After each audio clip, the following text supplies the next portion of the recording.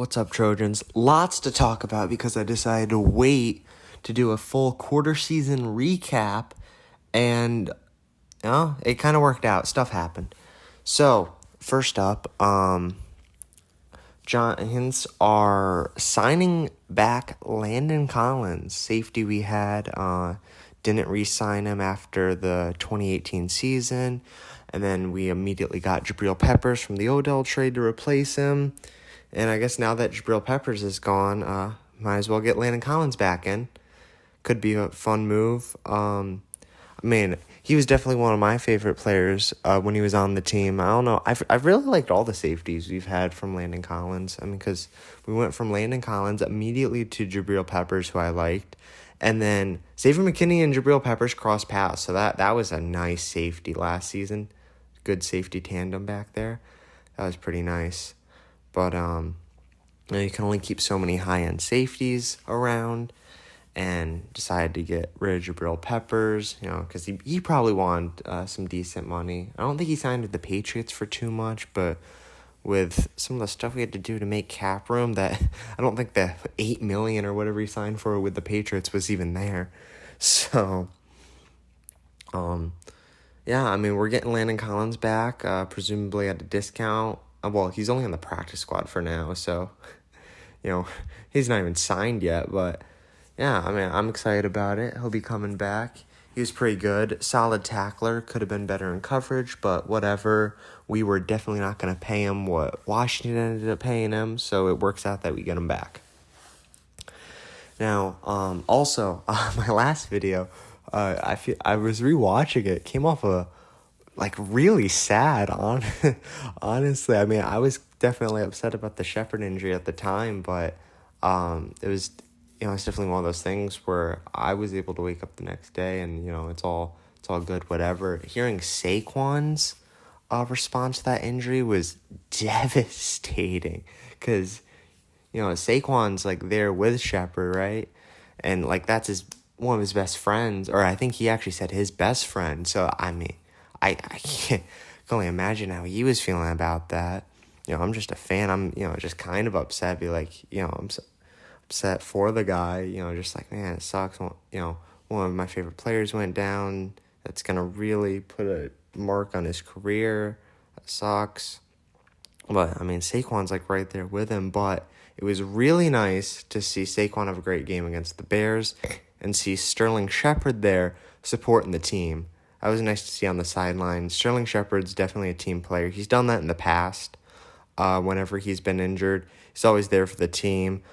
He got, I forget what it was, but he had a really, really bad injury. He gets those a lot. And he had a really bad injury.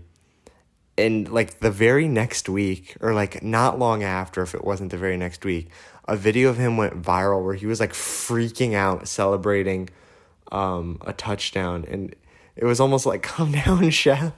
You're gonna injure yourself again. But he gets fired up. You love to see it. But yeah, that video did pretty well that I made, so thanks for the support on that. And I guess now on to a couple other things, being just the game. I guess I'll go into the game. So the game we had Sunday against the Bears, pretty solid game overall. Unfortunately, a lot of injuries came from it, but I don't think none of the ones I can recall off the top of my head are season-ending ones, or none of them, if it's a major one.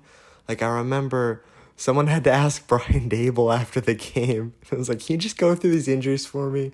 Or I think it might have been the next day. He's can you go through these injuries for me? And he's all right, let's do this one by one. And he's he'll be okay. He's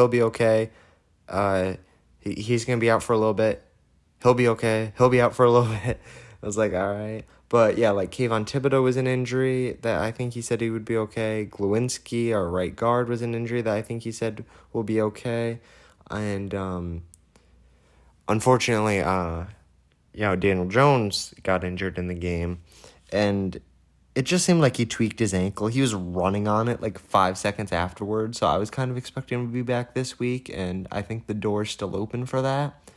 But I think Brian Dable made the correct decision in sitting Daniel Jones because in 2020, Joe Judge forced Daniel Jones out there because we were making, I guess technically at the time, a playoff push, forced Daniel Jones out there when I feel like Colt McCoy might have done okay, if not better in that game, because Daniel Jones was injured.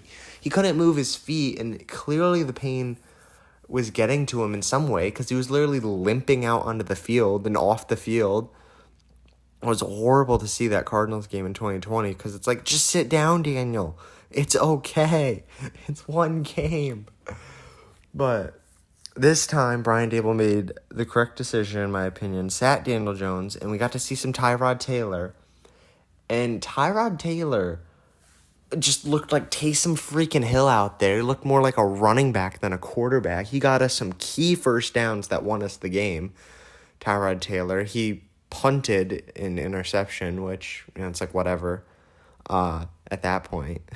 It's like, all right, drive ends on, I forget what down it was even. It might have literally been first down, so it's kind of devastating. But it's like, all right, whatever, it's a punt. It backed him up deep, and, we ended up winning the game, so I guess it worked out. But yeah, Tyrod Taylor looked okay. His passer rating obviously wasn't that good because he only had the one completion and, the long interception. But he was running the ball, and unfortunately, on one of the runs, Tyrod Taylor got hit, and it looks like he'll be out for a while. And I think the Giants moved up Davis Webb, which was the predictable decision there, since Davis Webb is already on the practice squad and ready to go, knows the playbook, knows everything. So hopefully Daniel Jones can come back next week so Davis Webb isn't forced to start. And the other big news from the game is Saquon Barkley had a great day against the Bears. Saquon Barkley looked amazing. Honestly, Daniel Jones looked pretty good too. Daniel Jones, the last couple of weeks, the stats haven't shown it, but like looking back, even at the Dallas game, he looked pretty good. I'm not a professional quarterback analyst or anything, but there wasn't a ton of times where I was like, I wouldn't have done that. There weren't any, boneheaded interceptions like the Titans one, and he honestly, especially in the Bears game, and even in the Dallas game, he made some key throwaways instead of forcing something stupid or even, trying to do too much and taking a sack. I think then especially in the Bears game, because we were doing some awesome rollouts and options and nonsense, Daniel Jones had some running lanes, so he was definitely able to run. So his passing numbers are pretty bad, but his running numbers are really good with the 2 touchdowns against the Bears. Yeah, Daniel Jones, pretty solid quarterback. It'll be interesting to see what he does at the end of the season because, while I think Daniel Jones looks better and is making progress, the stats certainly aren't backing him up. But if the Giants make the playoffs, Daniel Jones can definitely win himself into the job, because if he leaves the Giants with, now this is a little far-fetched, I know, but if he leaves the Giants with the 32nd overall pick from winning a Super Bowl, he'll find himself re-signed, and Saquon Barkley will find himself re-signed. And honestly, after this game especially, I want to re-sign Saquon Barkley anyway. Honestly, so if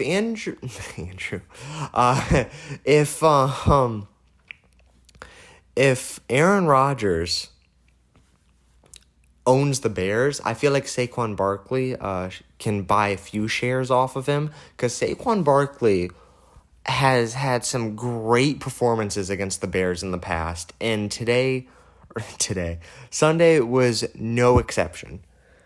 The only game he didn't have that was good against the Bears was the game where he tore his ACL, but the other 3 games he has been really effective against the Bears. 2018, Saquon Barkley won us that game because he had a key 22-yard run that allowed Aldrich Rosas to kick a long field goal, and then that game went in overtime, so all those points counted there. And obviously Saquon Barkley had the legendary hurdle on Adrian Amos, which I was looking back at that one as well, and it was a great hurdle. Saquon Barkley jumped really high, but everyone, I feel like in the the light of highlighting Saquon Barkley, you hear, like, the Saquon Barkley hurdle. It's like, oh, yeah, so he jumped clean over him and had a touchdown, right? It's like, no, Adrian Amos made the tackle. It just Saquon Barkley got, like, 2 yards farther by doing the hurdle, which, hey, 2 yards is a big difference, and it was an insane play. But it gets a little bit overhyped at times. But yeah, Saquon Barkley had that legendary game against them in 2018.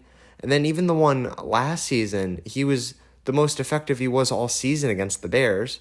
He had over 100 rushing yards against them, which was pretty good for last season, Saquon.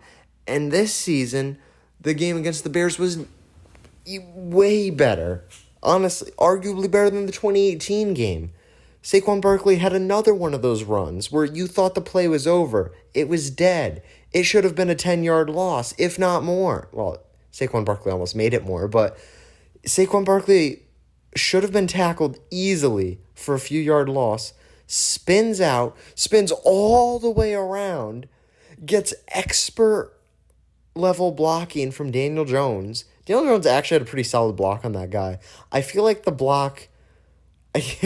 it's got to be interesting getting blocked by a quarterback like that because, you probably engage that block as the Bears defender, right? You probably engage that block thinking, oh, easy, push a quarterback out the way. All right, and then I got to tackle a great running back. So let's, not focus on pushing the quarterback out of the way. Let's get my eyes on the running back.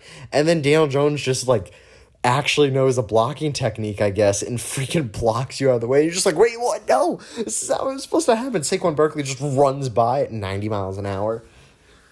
Honestly, I would like to see a Saquon Barkley speed report on some of these plays because it's definitely above 20.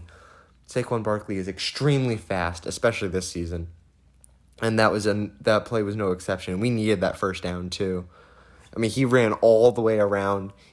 And he turned what should have been an easy 5-yard loss into, once he started running north-south again, to an easy, 10, 15-yard gain. It was a great first down. Insane play. And Saquon Barkley has been doing this all season. Saquon Barkley looks way better than he ever did in 2018. He is way more effective as a runner. He's doing a lot more north-south. And he's engaging guys a lot more. In 2018, he would dance a lot more. He would try to juke almost too much. And now he's going right at guys. He's just taking the hits, dishing them out, and getting those extra couple yards after contact. In the past, I feel like, or in 2018, he would go for the juke and just kind of, if you don't juke the guy, the juke's a lateral move.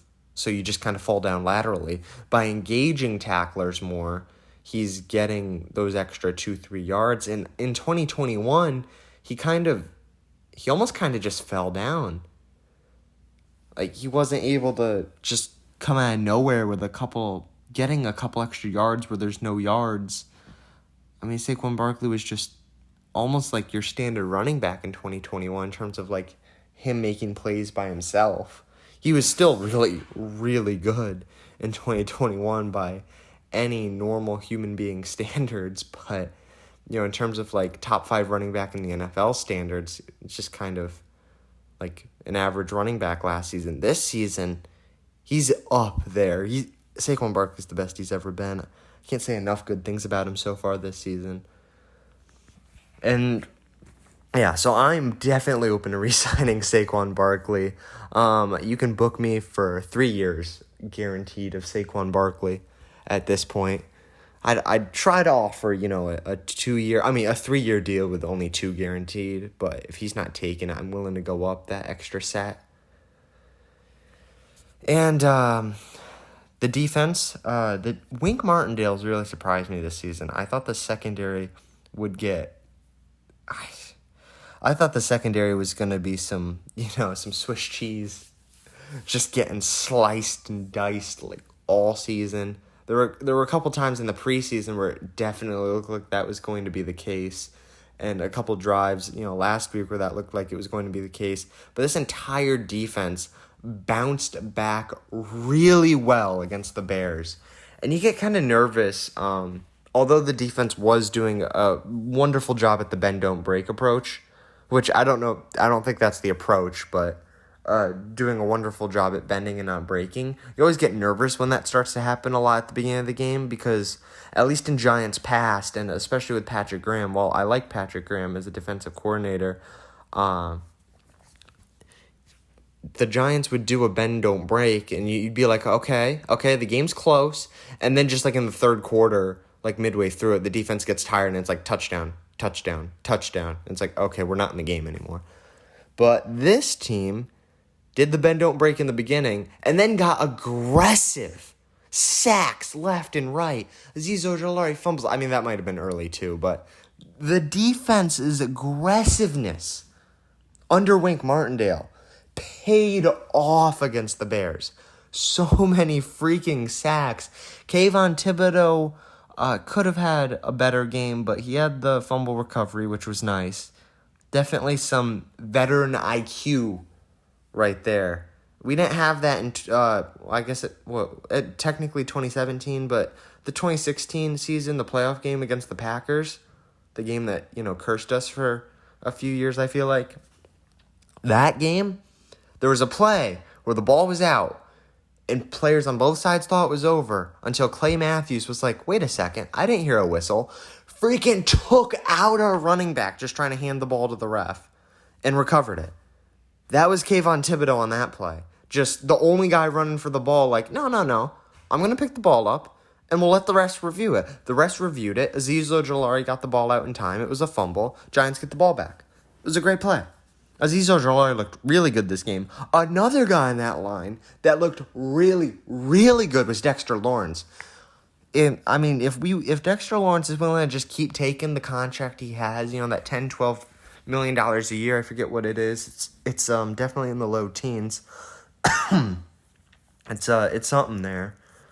If he's willing to just take that for a couple more years, I'd be willing to give it to him because he's been pretty good his whole career. He hasn't done anything like too horrible, but then again, D-line is it's tough to judge if they aren't getting sacks left and right, but I mean, against the Bears, he was getting sacks left and right, 2 of them to be exact, so one for the left and one for the right, so I mean, he was looking good, and the secondary, I thought the secondary would get sliced up, but I mean, Wink Martindale seems to have found some way, shape, or form to really hide any deficiencies in the secondary.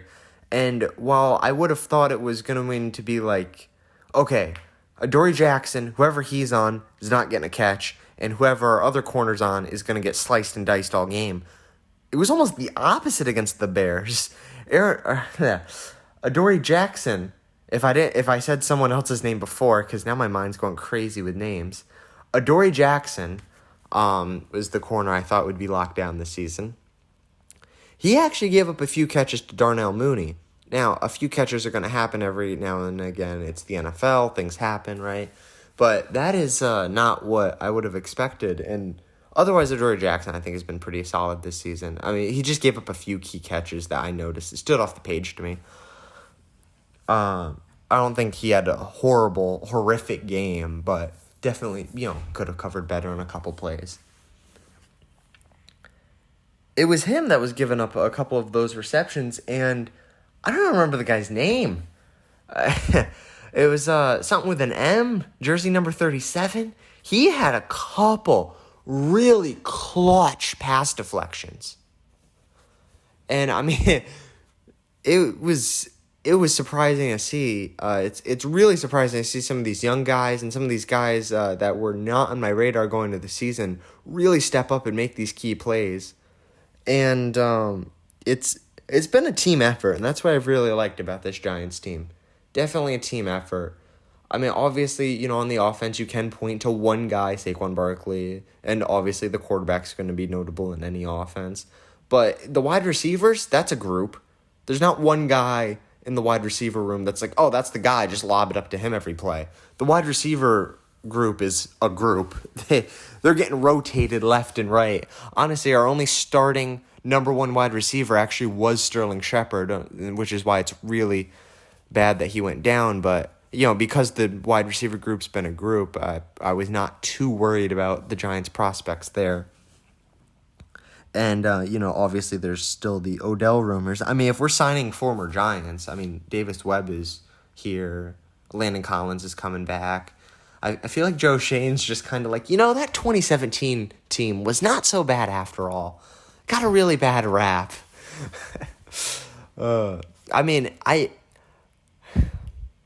This team surprised me this season. And I've definitely underestimated, I feel like, some aspects of the team last season. The main one being coaching. Coaching has played a huge part in these games. Brian Daboll sees some of these plays to challenge when I didn't even see them. I think it was one play where Adori Jackson gave up a catch to Darnell Mooney, but he didn't catch it. And I'm like, no, he clearly caught it. And Brian Daboll's like, no, challenge flag. I'm like, what? Why did you throw a challenge flag? Well, that clearly looked like a catch. You zoom in on it, it's not a catch. You're like, oh, okay, Brian Daboll, okay. He's 2-0 on challenges. This guy's insane. Meanwhile, our last head coach is like, touchdown? No, challenge flag. It's like, sir? This coach is like, I don't like the look of that challenge flag. It's like, no, that was legit. Okay. You just don't expect to see it. It's coaching things like that make a huge difference. And the fact that I don't know what it is. I don't know what the difference between how Joe Judge or Jason Garrett or whoever's it was Jason Garrett, but whoever's calling the plays, Mike Kafka to Brian Daboll, I don't know what was going on last season with the play clock, but these plays get out in 2.4 seconds. The Giants are at the line with 20 seconds to go. Daniel Jones is able to make 27 adjustments. And then the ball gets snapped still with 10 seconds left. It's like, how did that happen? When last season, it felt like we were getting to the line at the last 5 seconds. Daniel Jones snaps the ball, looks up, and it's like, all right, make a decision, go. You might have a guy in your face. You might not. You got to do something. You had no time to look at that defense. You just had a ball in your face and a defense in front of you. It's like, all right, figure it out. This time he has 20 seconds to survey the entire field. And the O-line is, honestly, about as good as it was last season. I think it's getting better, though. Evan Neal certainly had a bounce-back game from last week. And honestly, I feel like the entire O-line did. It helps make a guy, like Saquon Barkley look a lot better. I was just, listening to him today, just give praise to the O-line. He did that a lot in 2018, too, when people started to be like, wow, you're getting really good at rushing. He's like, no, it was the O-line. And actually, I saw a very interesting stat analysis that proved it was the O-line. There's, expected yards per run, or it's some sort of acronym like that. And Saquon Barkley's expected yards per run 2018 was the exact same all season. He was just very consistent in that, and he was just the O-line was blocking better. It was pretty interesting. Or Saquon Barkley's created yards was the same all season. It was the O-line's just blocking better, and it's yards from all. It was a bunch of weird statistics, but it was yards expected based on offensive line blocking, yards from running back, and Saquon Barkley was creating let's say 5 yards per play as a running back, and then the offensive line was only getting him 3, but now is getting him 6. 11 yards per attempt, pretty beefy, especially since he had that Titans game in 2018 where he didn't rush for too much. But nevertheless, the point stands. It might literally just be that the offensive line is blocking better the way he says. And, he's the one running behind it, so he would definitely know more than me on that. But it's definitely nice to see him, given the praise as he should. But he shouldn't also sell himself short. He is having a great season this season. I'm really looking forward to the rest of the Giants season at 3-1. Although, that loss against Dallas was pretty bad, I kind of have hope going into the Packers game and the Ravens game. If we can win one of the next 2 games, I'm going to come back at 4-1 or 4-2 even. If we're at 4 in the next 2 games, I'm going to come back and start thinking about playoffs. Right? No, none of this talk of playoffs. We're just trying to win a game. No. It's playoffs. Yeah. Yeah, we're looking at it. What do you think? 7th seed? No. We can do better than that. 5th seed? Yeah, 5th seed. Actually, division's pretty. We can maybe get the 4th seed, and maybe if we just get a couple more wins, the 3rd seed, right? I'm really looking forward to having those conversations, because those conversations have not existed the past few years. I mean, in 2020, there was the conversation of sliding into the 4th seed just because, the Eagles decided to beat Washington for us, but that did not happen. And it was a mistake to rely on the Eagles to do anything useful for the Giants. A huge mistake. One, I hope we can punish them for this season. When we play the Eagles, I would not be upset if the Eagles are 8-0 or whatever they have to be when they get to us, and we're the team that beats them twice. We did that to Dallas in 2016. That was nice. Everyone's like, oh, Dallas.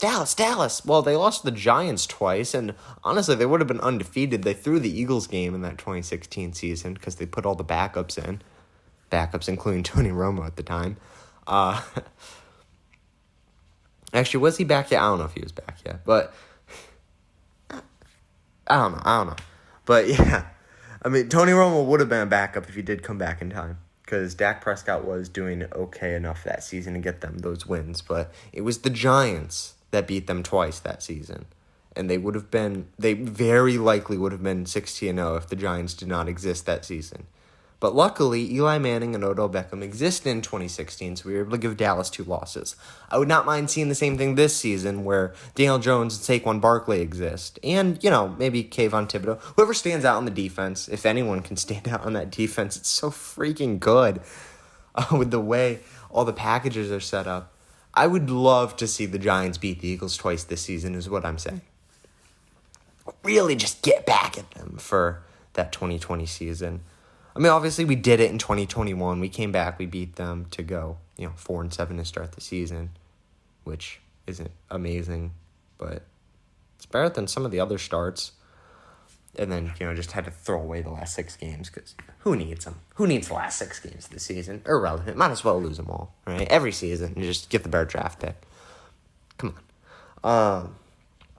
Really looking forward to the rest of the season. And I think this team has been pretty good so far. I've really enjoyed watching them on Sundays and Mondays and whenever. I'm also really excited that we don't have a Thursday night game, because the Prime Video thing is really weird. Got a Thanksgiving game against Dallas, though. That should be a fun one. Maybe a little revenge game. Would love to see it. Yeah, I mean, that's about it. I think here, I'm trying to think of... if I have anything else I want to get off my chest, I complimented Brian Dable and Mike Kafka, but also Brian Dable's press conferences. That is the one other thing I wanted to note here before I head out.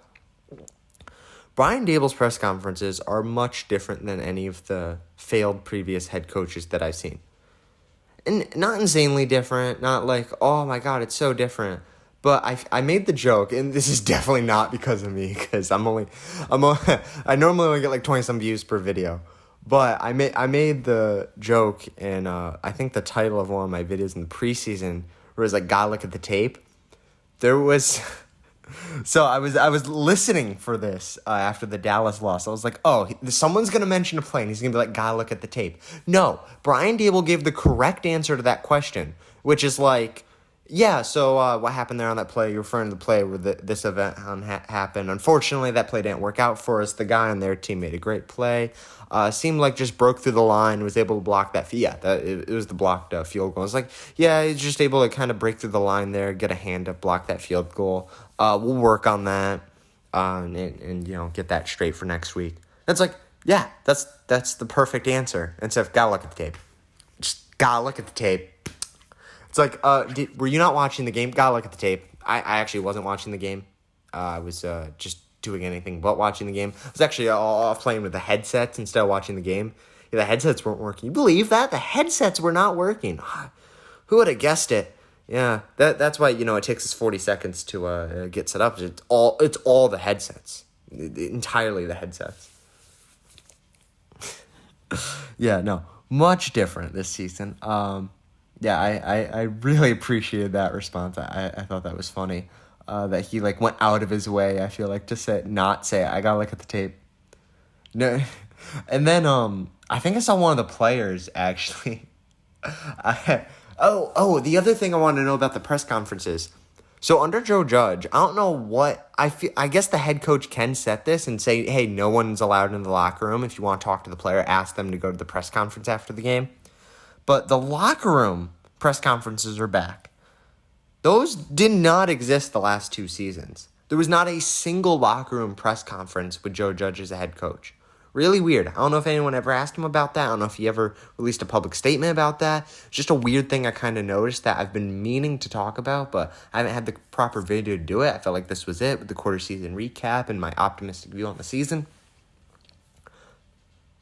They're back. Those locker room press conferences are back. And honestly, they're pretty cool because it's really just like an opt-in, opt-out thing now instead of, being like, we asked for Saquon Barkley, and he wasn't there. It's like, yes, okay, so now Saquon Barkley will just head out. And it's like, oh, yeah, you want to get home. Instead of being like, we specifically asked for Saquon Barkley, and he didn't go up to the press conference? What's wrong with him? Does he hate the Giants? It's like, whoa.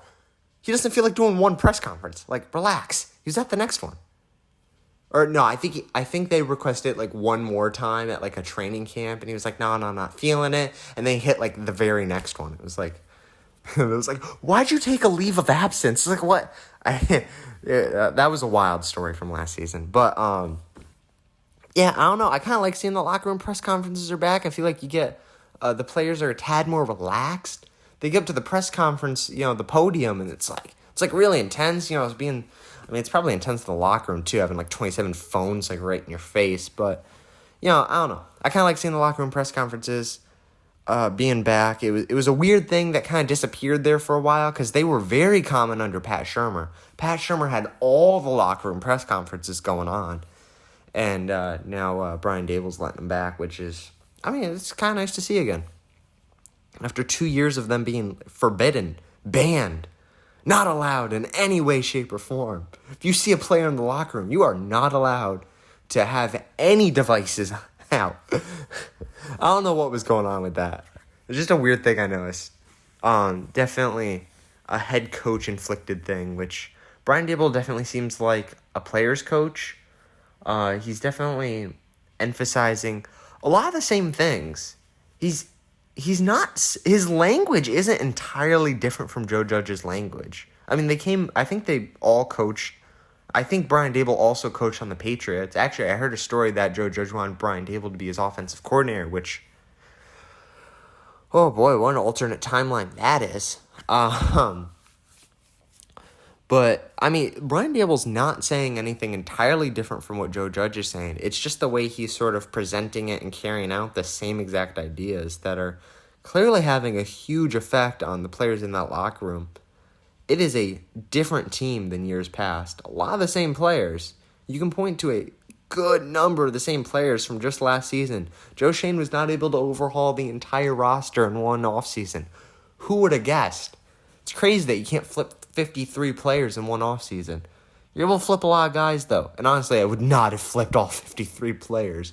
No chance am I getting rid of Saquon Barkley after not seeing him fully healed from the ACL. He literally said, especially toward the end of the season, 2021, he finally started to admit, it kind of has been bothering me. I kind of noticed it looking at it on tape. Really wasn't putting the pressure I needed to on that leg. I guess I was kind of nervous and he kind of came to grips with that. This season, he's putting all the pressure he needs to on it. It's been amazing, as I've said. I think Joe Schoen's been pretty good. Gonna have some misses. Things are gonna happen.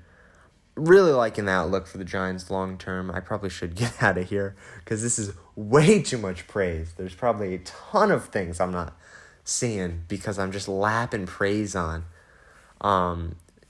Looking forward to next week, especially since Daniel Jones should be back. Saquon Barkley at QB was very interesting to see, though. The reason the play calling, is getting out kind of quick too is because of the wristband. So it was really funny to see Brian Daboll forced to have Daniel Jones go out there, and he said no, we thought he was okay. We just didn't want him to do anything he didn't have to do. Literally, Daniel Jones was only out there to read the plays to the team. because he had the wristband with all the plays on them. So Daniel Jones had to break the huddle, get here like, hey, play 19. Oh yeah, the Wildcat play. Yeah, that makes sense. Barkley, Wildcat play. Okay, I got it. Barkley takes the snap. Barkley actually was really good as a quarterback there. He made an excellent read handing the ball off to Breida. That is a veteran-level IQ play right there. Only gathered after 4 years of wonderful experience at the running back position. The adversity you face from the injury, getting to learn from Eli Manning. Those are only the sorts of things, the expert reading you make after all of that, handing the ball off. Well, honestly, that should be a highlight for Saquon Barkley. It's probably an awkward highlight, but in terms of showing off all that Saquon Barkley has to offer a team, that handoff got the Giants 16 yards or some number like that. And Breida looked pretty good on that run himself. And then, Saquon Barkley on a couple of those was still able to get a few yards and make the normal Saquon Barkley runs and stuff.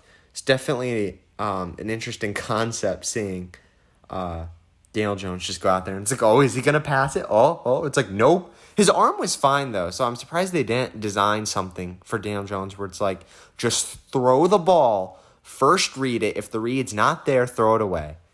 Just to keep the defense honest. All right, I'm really going to get out of here this time. See you guys in the next one.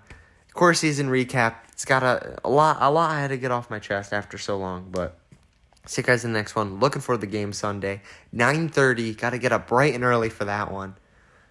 See you guys.